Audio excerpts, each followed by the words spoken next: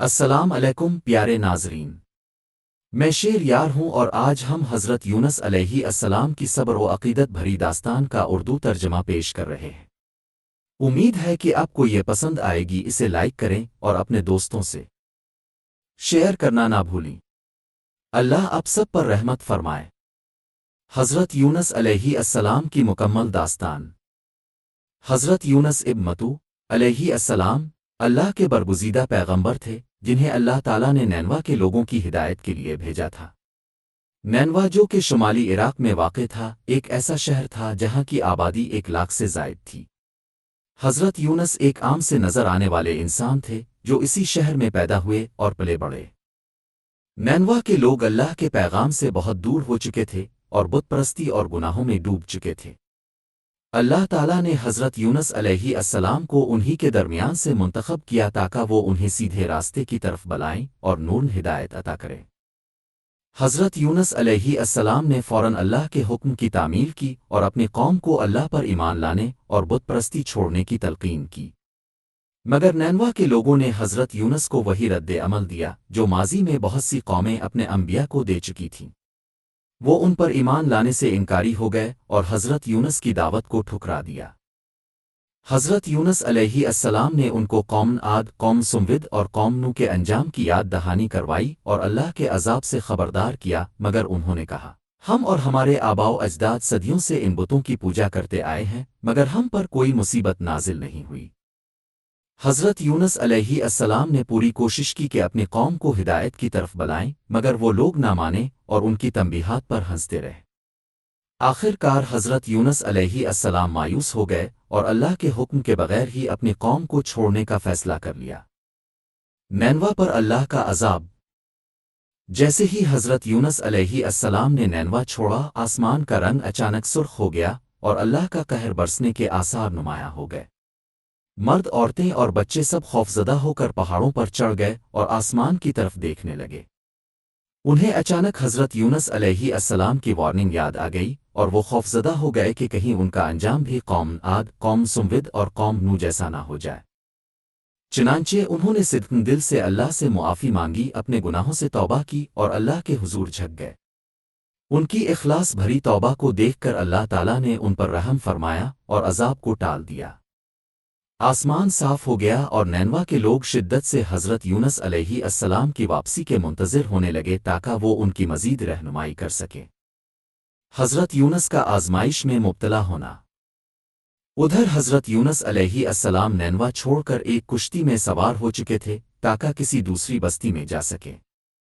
سارا دن سمندر پرسکون رہا، مگر رات کے وقت شدید طوفان آ گیا اور کشتی ہچکولے کھانے لگی۔ مسافر گھبرا گئے اور کپتان نے حکم دیا کہ کشتی کا بوجھ کم کیا جائے ورنہ وہ ڈوب جائے گی۔ چنانچہ مسافروں نے اضافی سامان سمندر میں پھینک دیا، مگر پھر بھی کشتی سنبھل نہ سکی۔ اب کپتان نے فیصلہ کیا کہ کسی ایک فرد کو سمندر میں پھینکنا ہوگا تاکہ باقی لوگوں کی جان بچ سکے۔ اس زمانے کے دستور کے مطابق قرعہ اندازی کی گئی اور قرعہ حضرت یونس علیہ السلام کے نام نکلا۔ مسافروں نے کہا، ہم یونس کو نہیں پھینک سکتے، وہ تو ایک نیک اور صالح انسان ہیں۔ چنانچہ دوبارہ قرعہ اندازی کی گئی، مگر اس بار بھی حضرت یونس علیہ السلام کا نام آیا۔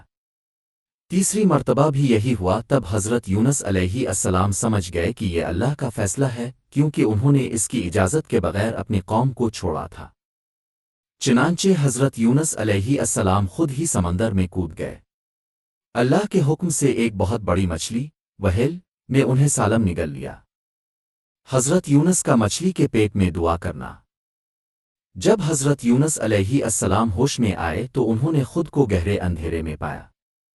پہلے تو انہیں لگا کہ وہ مر چکے ہیں، مگر جب انہوں نے اپنے جسم کو حرکت دی تو اندازہ ہوا کہ وہ کسی تنگ جگہ میں قید ہیں۔ درحقیقت وہ مچھلی کے پیٹ میں موجود تھے۔ وہ گھبرا گئے اور اللہ سے دعا کی، اے اللہ، میں ایسی جگہ سجدہ کر رہا ہوں جہاں آج تک کسی نے سجدہ نہیں کیا، مچھلی کے پیٹ میں۔ پھر انہوں نے اللہ سے التجا کی۔ ترجمہ: تیرے سوا کوئی معبود نہیں تو پاک ہے، بے شک میں ہی ظالموں میں سے تھا۔ حضرت یونس علیہ السلام کے اس خلوص سے بھرے کلمات سمندر کی مخلوقات نے سن لیے اور وہ سب اللہ کی تسبیح میں مشغول ہو گئے۔ اللہ نے ان کی دعا قبول کی اور مچھلی کو حکم دیا کہ وہ انہیں کسی ساحل پر الفاگل دے۔ حضرت یونس کی واپسی اور قوم کا ایمان قبول کرنا۔ مچھلی نے حضرت یونس علیہ السلام کو ایک بے آب و گیا ساحل پر الفاگل دیا۔ مچھلی کے پیٹ کی تیزابیت کی وجہ سے ان کا جسم کمزور ہو چکا تھا اور وہ دھوپ اور ہوا کی شدت برداشت نہیں کر پا رہے تھے۔ اللہ تعالیٰ نے ایک بیل دار درخت اگایا تاکہ وہ ان پر سایہ کرے اور انہیں خوراک فراہم کرے۔ کچھ دنوں میں وہ مکمل صحت یاب ہو گئے۔ اللہ تعالیٰ نے انہیں حکم دیا کہ وہ نینوا واپس جائیں۔ جب وہ اپنی بستی میں پہنچے تو حیران رہ گئے، پورا شہر اللہ پر ایمان لا چکا تھا۔ سب لوگ ان کے استقبال کے لیے بے قرار تھے اور ان کی رہنمائی چاہتے تھے۔ حضرت یونس علیہ السلام نے اللہ کے حضور سجدہ شکر ادا کیا کہ اللہ نے ان کی قوم کو ہدایت عطا فرمائی۔ قرآن میں حضرت یونس علیہ السلام کا ذکر۔ اللہ تعالیٰ نے قرآن مجید میں حضرت یونس علیہ السلام اور ان کی قوم کے بارے میں ارشاد فرمایا۔ پھر کوئی بستی ایسی کیوں نہ ہوئی جو ایمان لاتی تو اس کا ایمان اسے نفع دیتا بجز یونس کی قوم کے۔ جب وہ ایمان لے آئے تو ہم نے ان سے دنیا کی زندگی میں رسوائی کا عذاب دور کر دیا اور ایک وقت تک انہیں فائدہ اٹھانے کا موقع دیا۔ سورہ یونس آیت 98۔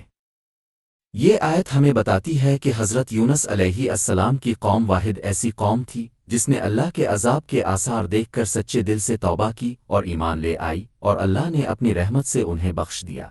شکریہ! اپنے النمل ٹپس چینل دیکھا۔ براہ کرم ہمارے چینل کو سبسکرائب کریں تاکہ آپ مزید مفید معلومات حاصل کر سکیں۔